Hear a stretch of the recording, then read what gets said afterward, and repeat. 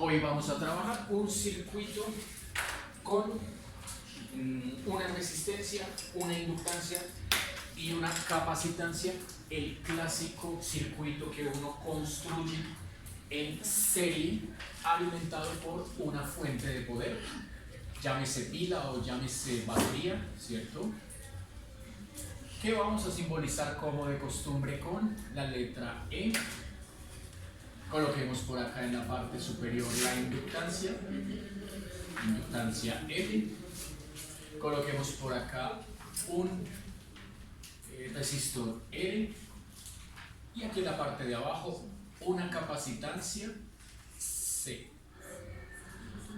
¿Listo? En el corte anterior habíamos trabajado circuitos o con inductancia y resistencia, o con resistencia y capacitancia, o con inductancia y capacitancia, ¿cierto? Pero no se trabajó un circuito con los tres. Fue necesario ver un poco de tema, aprender un par de cositas, para ahí sí llegar a un circuito más completo como este, ¿cierto? Que tiene los tres dispositivos y la fuente de poder, ¿cierto? También le llaman fuente alimentadora electromotriz. Bueno, entonces vamos a calcular la carga y la corriente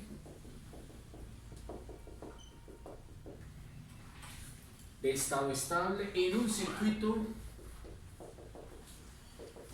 como el que está mostrado ahí en la figura, con inductancia 1 Henry, resistencia 2 ohms, capacitancia igual a 1/4 de faradio y fuerza electromotriz armónica 50 coseno de T medios medida en voltios. Bueno, de acuerdo a lo que vimos en primer corte, lo que debemos aquí es plantear una ecuación, ¿cierto? Con una incógnita que vamos a ver si conviene mejor plantearla en términos de la corriente o en términos de la carga. Entonces, por segunda ley de Kirchhoff. Ya sabemos que por segunda ley de Kirchhoff hay que plantear la suma de las caídas de tensión en el circuito. Ahí es un solo ensamble, ¿cierto? La próxima clase trabajaremos un sistema acoplado, entonces vamos a tener varios ensambles en paralelo, ¿cierto? Bueno, por segunda ley entonces encontramos que la caída de tensión que está dándose, si suponemos de entrada que desde la pila sale una corriente que escribiremos con la letra I mayúscula. Al hacer tránsito de esa corriente, lo primero que se encuentra es esa inductancia, ¿cierto? Entonces vamos por la parte de arriba. La tensión, la caída de tensión, vamos a simbolizarla como B sub E. Luego de atravesar la inductancia se encuentra con el resistor, vamos a simbolizar la caída de tensión como V sub M. Luego, por la parte de abajo, se encuentra con la capacitancia, entonces vamos a simbolizar la caída de tensión V sub C y regresa al origen, ¿cierto? A la batería. Entonces, allí vamos a decir que lo que está alimentando este ensamble, este circuito, es precisamente el voltaje aplicado por la fuerza electromotriz. Cada uno de estos términos tenía un equivalente que podría expresarse o en términos de la corriente o en términos de la carga. Bueno, entonces, para la caída de tensión que se genera en un inductor, bueno, en una inductancia era el producto entre el valor de la inductancia y la segunda derivada de la carga, más para la caída de tensión en el resistor ya sabemos que es el producto entre la resistencia y la derivada de la carga. Para la caída de tensión en la capacitancia es el inverso de la capacitancia por la carga sin derivada, ¿cierto? Y por último, pues la caída de tensión que alimenta el circuito, pues es la fuerza electromotriz EDT. Nótese que no la planteé en términos de la corriente, pues si lo hubiera hecho, este primer término sería L por la primera derivada de la corriente, ¿cierto? Este segundo término sería el clásico producto L por I, ¿no? El que ustedes se aprenden desde el colegio con el triangulito que tiene A, I, R y V, ¿cierto? Creo que es así, no me acuerdo el orden de las letras. Bueno, el producto entre I y R da la caída de tensión B, justo esto. Siguiente quedaría es en términos de una integral. El inverso de la capacitancia por la integral desde 0 hasta t de la integral de la corriente. Listo. Igual a E, ¿cierto? Entonces, como ven, pues esta ecuación sería una ecuación íntegro diferencial. No conviene precisamente por el tercer término donde aparece una integral. Nosotros estamos acostumbrados a trabajar únicamente con términos con derivadas o sin derivar en su defecto. Entonces, ¿por qué puedo escribirla de esta manera en lugar de esta? ¿No? Porque ya sabemos, todos sabemos, ¿cierto?, que la definición de corriente eléctrica es la tasa de cambio de la carga con respecto al tiempo. Entonces, al derivar toda esta ecuación que está aquí escrita en color rojo, pues obtendremos la ecuación que está allí escrita en color negro, ¿cierto? Alguien analiza en términos de cuál de las dos, carga o corriente, pues es más factible plantear. Así que como ya quedó planteada en términos de la carga, esa es la que vamos a trabajar. Dice arriba los valores de inductancia, resistor y capacitancia y la expresión para la fuente. Entonces cambiemos esos valores acá. Dice que N vale 1 sin unidades, así que este primer término queda simplemente Q doble prima. El segundo término queda más, la resistencia vale 2 Q primado. La tercera es 1 sobre 0,25. Como 0,25 es un cuarto, ahí tocaría hacer oreja entre 1 y un cuarto. Queda 4. Entonces más 4Q. Y aquí la fuente es armónica 50 coseno de t medios. Esa es la ecuación diferencial que gobierna este circuito, una ecuación bastante familiar para lo que hemos venido trabajando, ¿cierto? Ecuación de coeficientes constantes, ya está normalizada, fíjense, segundo grado, y que se iguala a una cantidad distinta de cero, o sea, es no homogénea, que uno puede atacar o bien sea por Lagrange, o bien sea por anulado, o bien sea por coeficientes indeterminados. Ya a estas alturas cada uno tiene una preferencia, ¿cierto?, por alguno de los tres, debe ser el que más ha usado, el que mejor ha entendido, ¿cierto? Cualquiera de los tres igual funciona bien. Llamemos a esta ecuación con el número 1 y empecemos a resolverlo. Como este es un problema de aplicación física, para enlazar, ¿no?, empalmar lo que hemos trabajado, de que hay una solución llamada homogénea y otra solución llamada particular y que la suma de las dos es la solución llamada general o completa. A nivel físico, lo que nosotros llamamos la solución particular, ¿cierto?, en física se le conoce como solución de estado estable.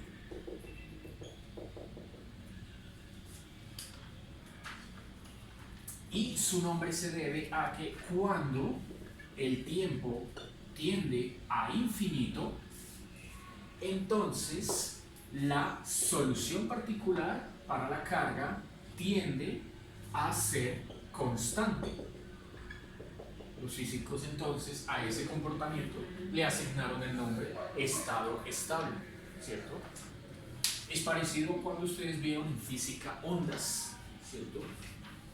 y hay varios tipos de ondas, ¿cierto? Una de esas ondas son las famosas ondas estacionarias, ondas que perpetúan un movimiento, ¿cierto? Pero que no dependen del tiempo. Bueno, la otra, la solución homogénea que nosotros conocemos en física, la llaman solución transitoria. Transitoria o complementaria. Y esta hace referencia a que lo mismo cuando el tiempo tiende a infinito, la solución homogénea, o aquí llamada transitoria, tiende a cero, tiende a desaparecer con el tiempo.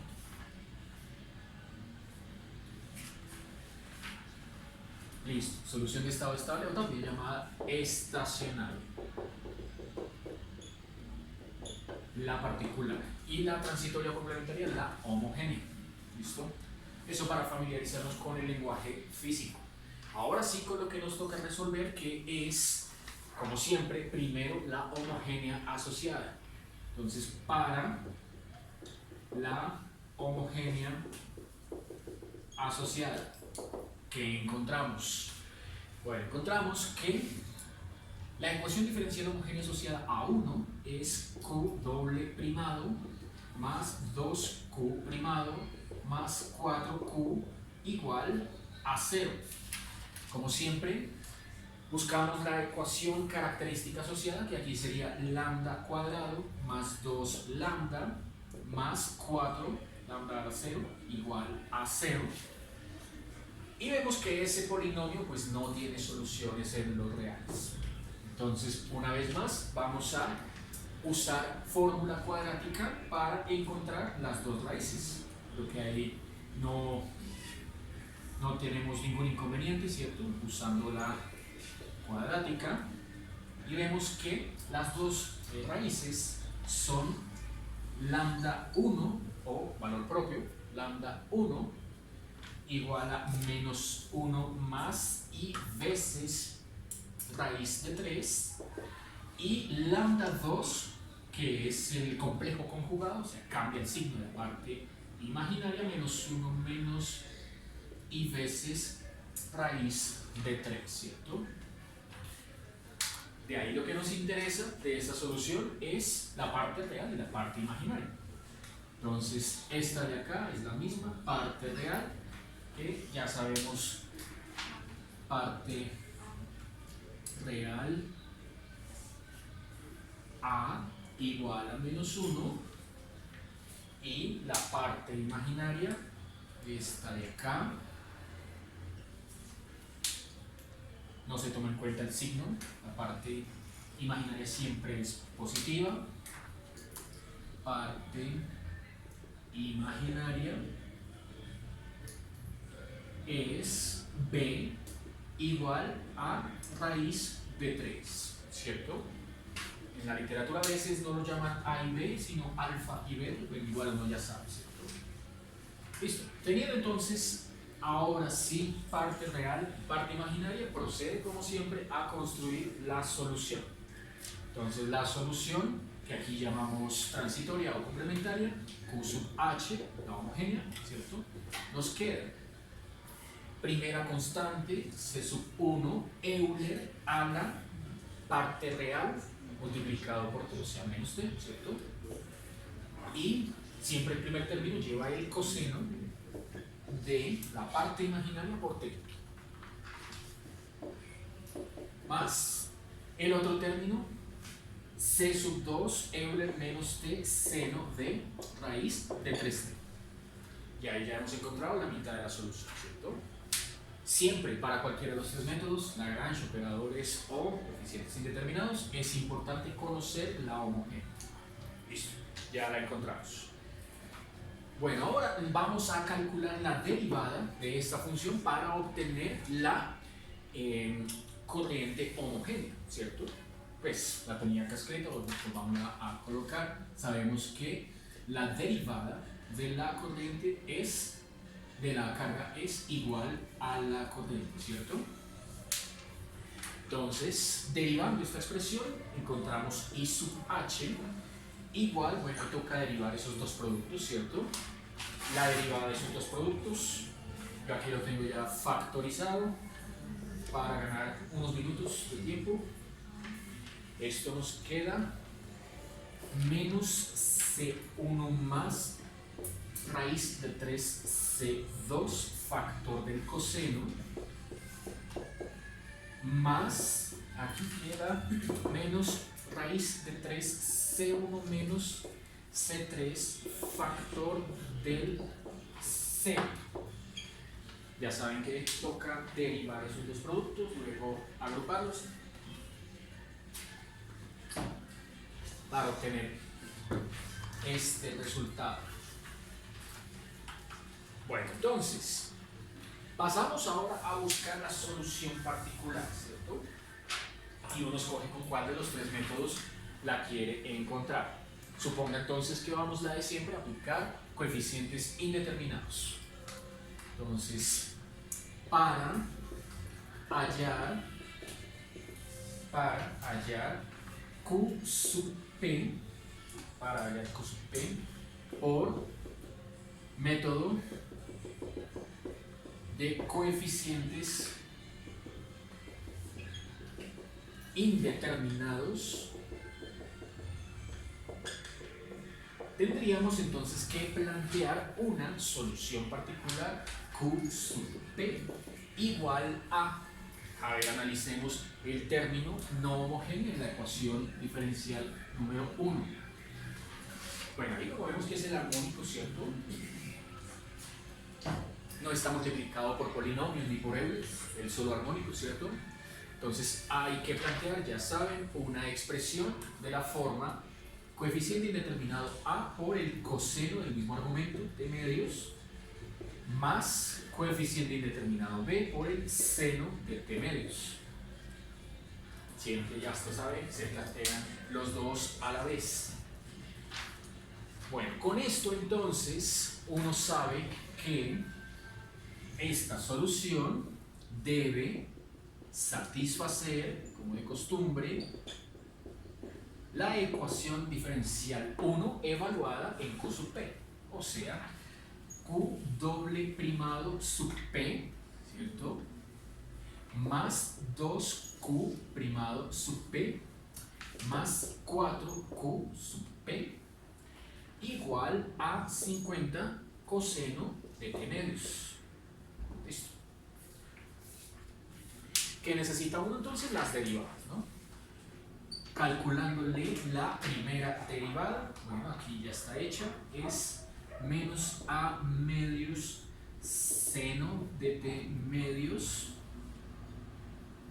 más B medios coseno de T medios.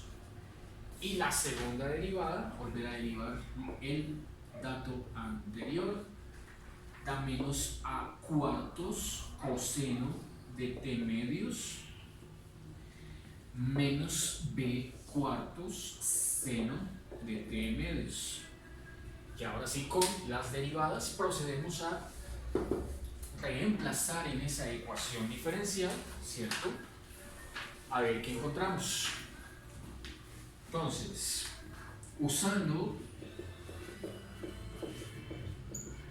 Q sub P y sus derivadas, Q sub P primado, Q sub P doble primado, nos da, ¿cierto? Nos da al final en el lado de la mano izquierda, queda entonces 15 cuartos de A más B, factor del coseno de T medios,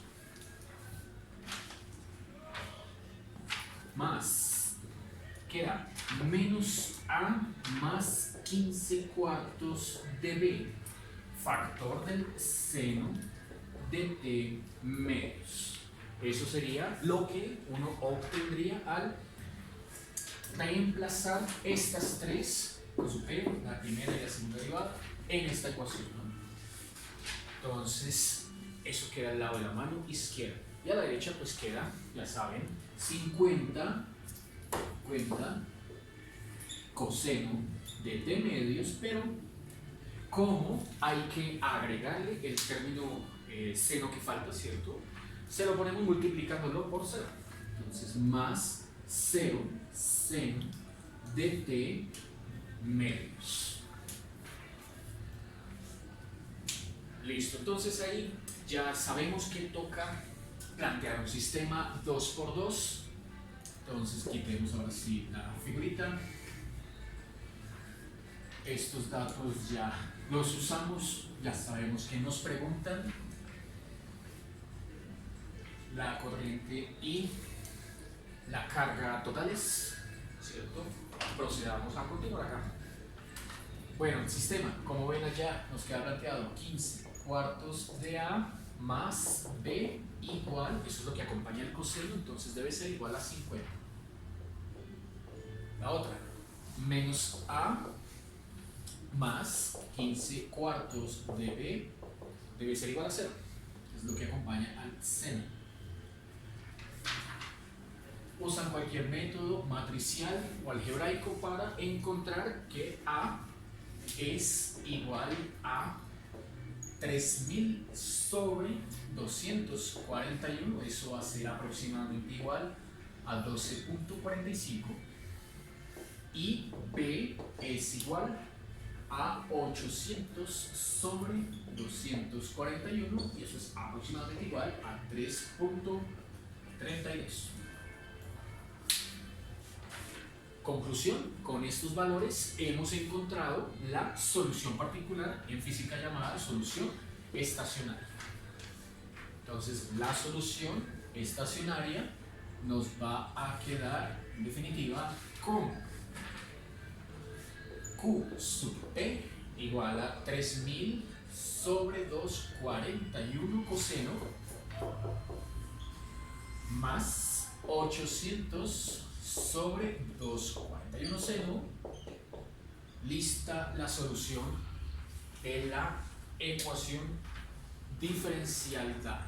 Bueno, en la literatura, en los videos, es normal encontrar que a veces le hacen un trabajo adicional a este tipo de expresiones mediante una construcción triangular.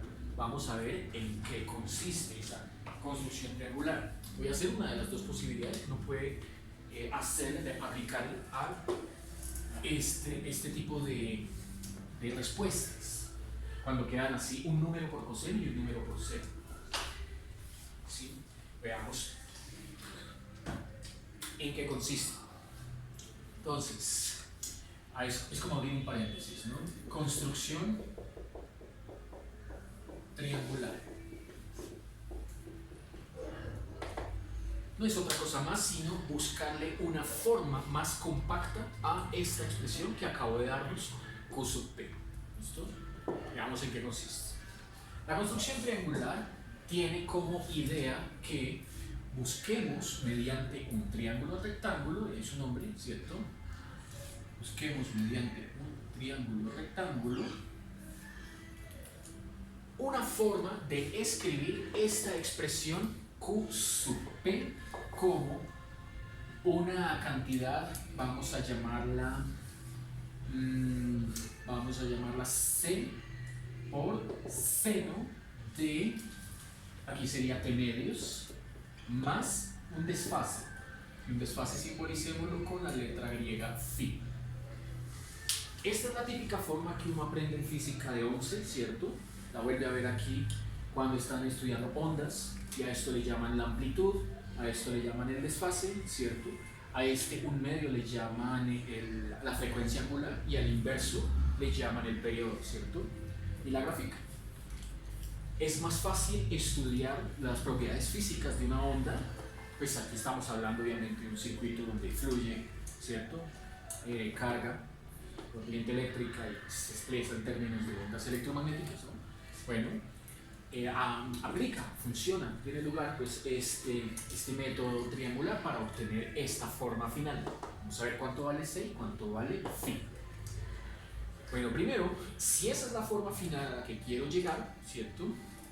Nosotros sabemos que por trigonometría este seno de la suma de dos ángulos puede uno abrirlo como el producto de dos senos más el producto de dos cosenos, ¿no? De producto de un seno por coseno más otro producto seno por coseno, porque es seno, ¿no? Con coseno sí es el producto de senos menos el producto de cosenos. Entonces, por identidad trigonométrica, seno de primer ángulo más el segundo sería seno del primero por coseno del segundo. Esta C entonces queda como factor común que se distribuye para ambos términos. El otro sería coseno del primero por el seno del segundo, ¿cierto? Listo, ahí lo llevamos. Ahora escribamos ese último resultado en donde solo apliqué una identidad trigonométrica para compararlo con esta expresión que es la que necesito escribir o transformar en una construcción triangular. Para ello lo que voy a hacer es agrupar el desfase, la función que tiene el desfase y esta cantidad de amplitud C juntas. Entonces C con coseno de phi va a multiplicar al seno de t medios. Como ven, comparando ese término con este, tendría que hacerse igual a 800 sobre 241. Esta cantidad que tienen acá tendría entonces que hacerse igual a 800 sobre 241 para que funcione, ¿no?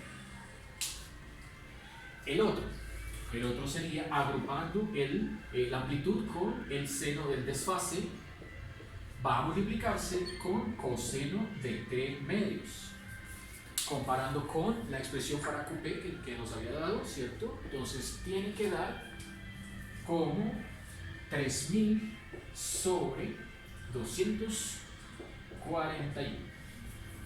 Así que ese es el punto de partida para construir el triángulo, ¿de acuerdo? Veamos entonces cómo nos queda ese triángulo. Listo. No olviden, esto es a lo que tenemos que llegar, ¿cierto? Eso es a lo que tenemos que llegar. Pero este es nuestro punto de partida.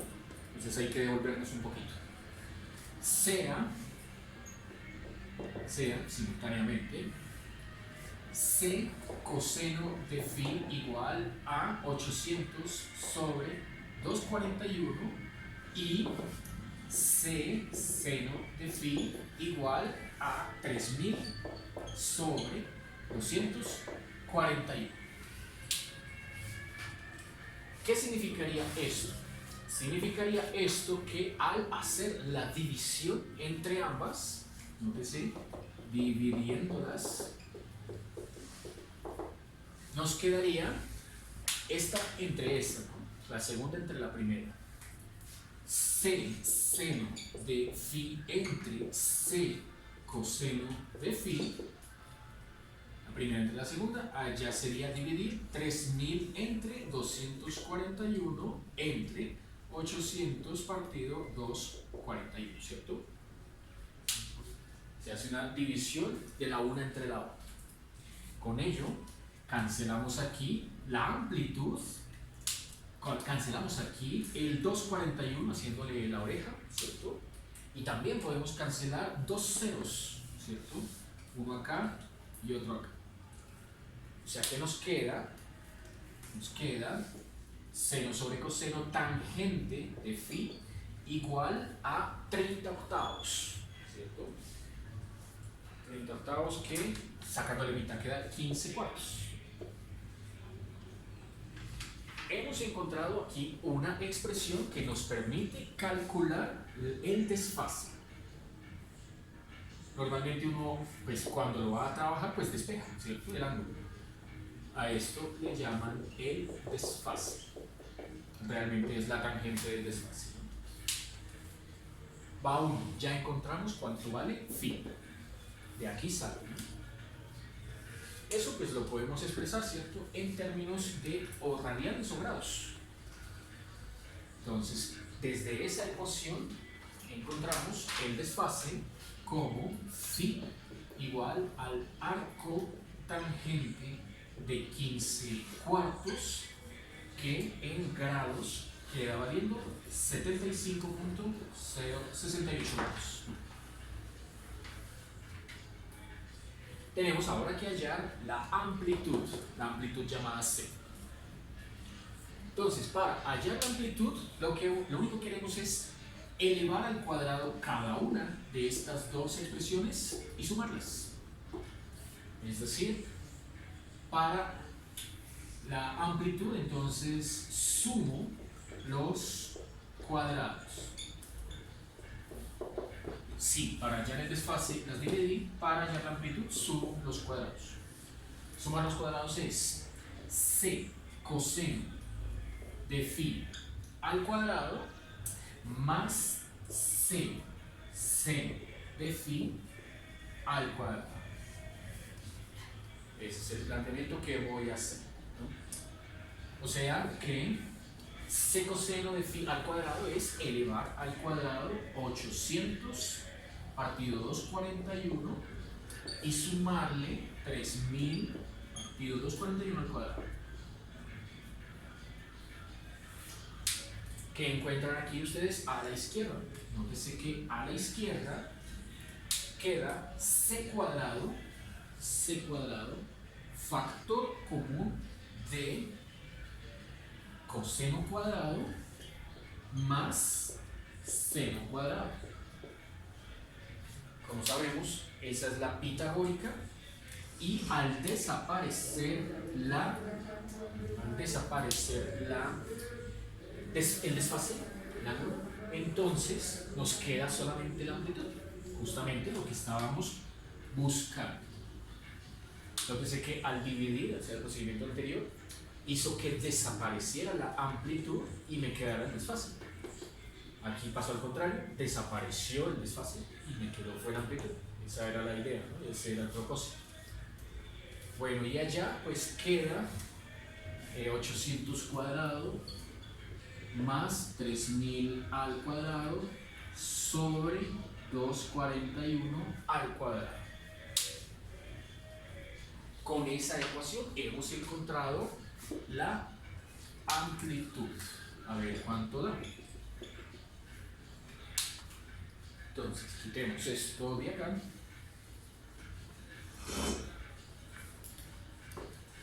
Prosigamos aquí al lado del triángulo. Triángulo que no complete, ¿no? Entonces, primero acabemos esto y ya completamos el triángulo. Bueno, aquí quedó C cuadrado más, ¿cierto? Entonces, C es igual a la raíz cuadrada de 800 al cuadrado más 3000 al cuadrado sobre la raíz cuadrada del 241 al cuadrado, o sea, 241. El cuadrado cancela con la raíz. Bueno, con esto entonces hemos obtenido, ¿cierto? Con esto hemos obtenido una fórmula para la amplitud. De aquí habíamos obtenido una fórmula para el desfase y ahora obtuvimos una fórmula para la amplitud. Veamos a ver cuánto da. Entonces la amplitud C, ¿cierto? La amplitud C nos queda valiendo exactamente igual a 200 raíz de 241 sobre 241, o aproximadamente 12.883.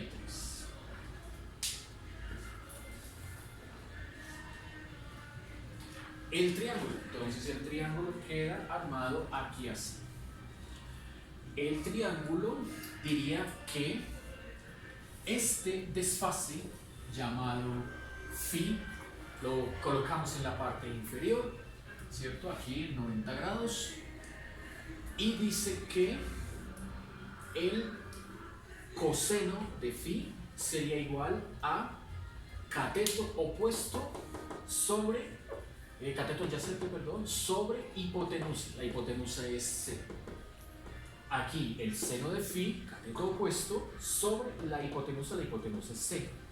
O sea que aquí la hipotenusa es C, justo esto que nos dio. El cateto adyacente es 800 sobre 241. El cateto opuesto es 3000 sobre 241.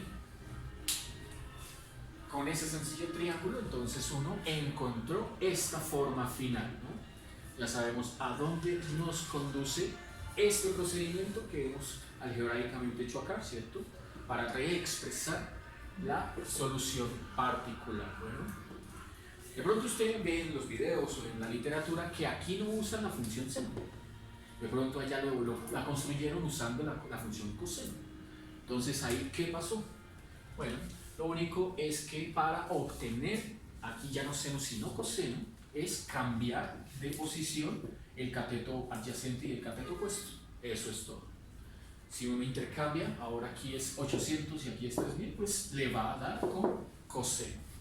Y recuerden que, si ese es el caso, la identidad para el coseno de la suma de dos ángulos, entonces para coseno se tiene que coseno de t medios más phi es igual a coseno del primero por coseno del segundo menos, coseno es una función par, así que aquí usan el menos, seno del primero por seno del segundo, si es el caso, ¿no? Si no, pues bueno, ya saben cómo llegar a esa conclusión. ¿Listo? Bueno, cerramos ahí el paréntesis y continuamos con lo que nos falta. Entonces, teniendo ya aquí la solución particular, ¿cierto? Volvamos a la forma que obtuvimos, que es esta del lado derecho. Pues ya sabemos que para encontrar la corriente particular, pues ahí es que deriva. Entonces, demos por aquí concluido ese pequeño paréntesis y continuamos, ¿cierto?, con lo que veníamos haciendo. Entonces, I sub P, ya sabemos que se obtiene derivando Q sub P.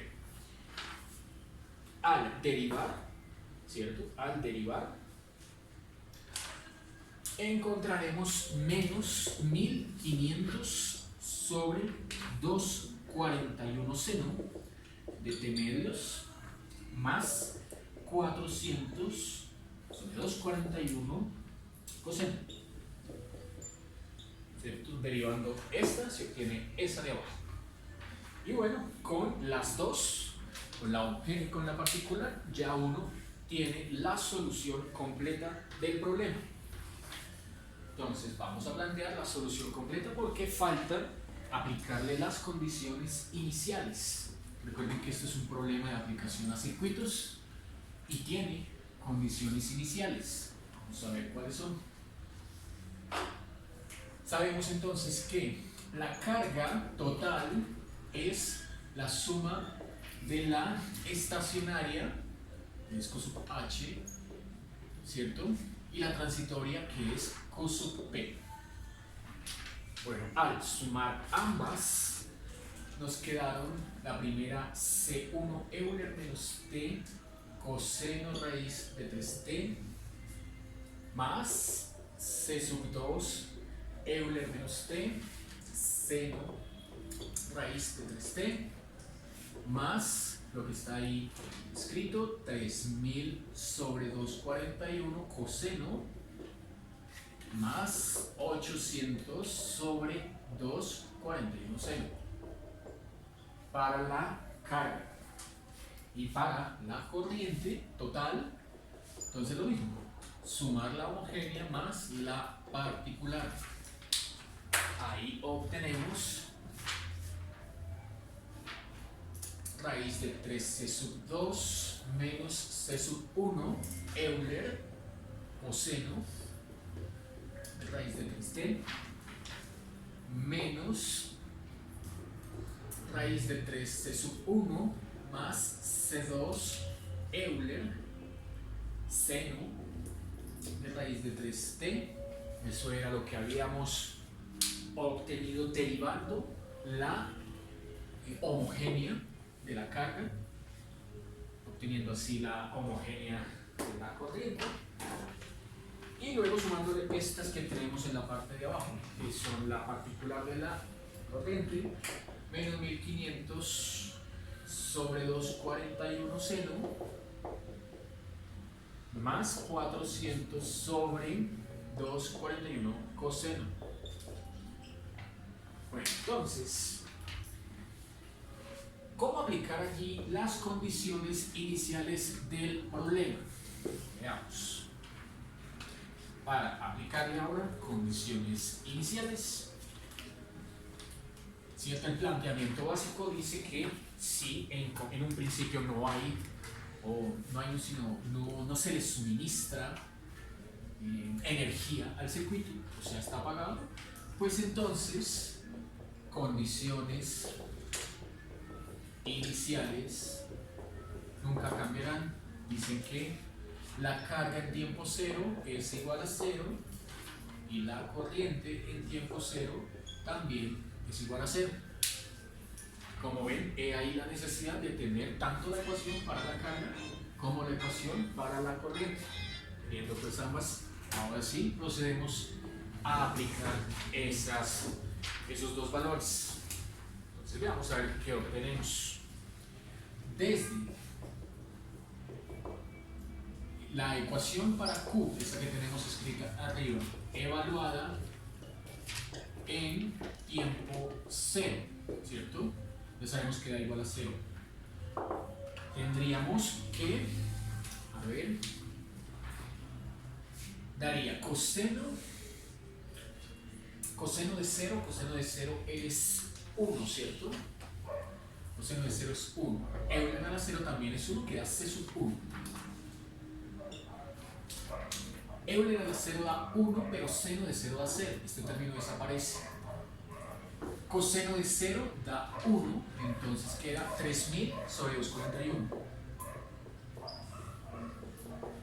Y como seno de 0 da 0, este término desaparece. Esta es la ecuación que nos da igual a 0.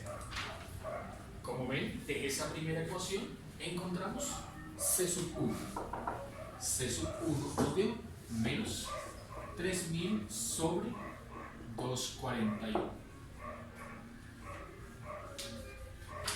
Termina esto convirtiéndose en un problema de valor inicial. Ahora la otra. Desde la corriente evaluada en tiempo cero, lo mismo igualaremos a 0. Entonces tendríamos lo siguiente. Dice que Euler a la 0 da 0, coseno de 0 da 1. Euler a la 0 da 1, perdón, coseno de 0 da 1. Entonces esto da 1, queda